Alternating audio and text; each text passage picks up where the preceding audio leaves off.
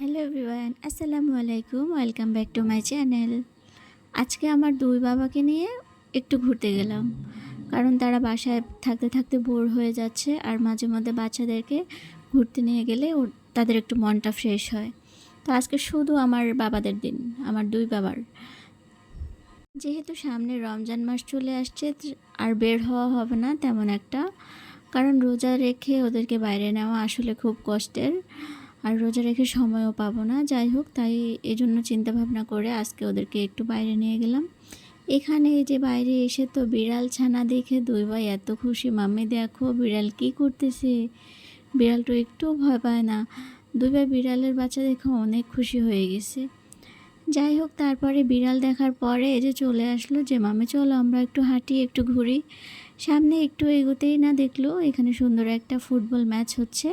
তো ঠিক দুই ভাই এখানে দাঁড়িয়ে পড়লো যে চলো মাম্মি আমরা ফুটবল দেখি। আয়ুষ বলতেছে মাম্মি এটা খুলে দাও, আমি এখানে ভিতরে ঢুকবো। আসলে ছোট বাচ্চা বুঝতে পারতেছে না যে সে তাকে এখানে ঢোকাবে না।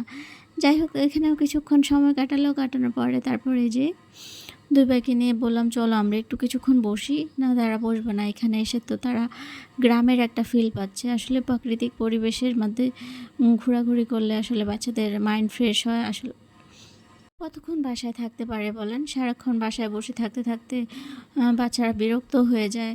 এজন্য অন্তত চেষ্টা করি সপ্তাহে একদিন হলেও তাদের দুই ভাইকে নিয়ে একটু বাইরে ঘুরে আসতে। তো এই জন্য আজকে ওদেরকে নিয়ে গেলাম। চলো বাবা, পাশেই যেহেতু একটু ঘুরায় নিয়ে আসি। দুই ভাই এখানে এসে জিজ্ঞেস করতেছে এটা কী গাছ মাম্মি, আমি একটু উঠবো। তারপর বাবা ওদেরকে বললো এটা সুপারি গাছ, তোমরা উঠতে পারবে না। আসলে ওরা তো বোঝে না। যাই হোক, তারপর তাদেরকে বুঝিয়ে সুঝিয়ে বললাম চলো আমরা সামনের দিকে যাই।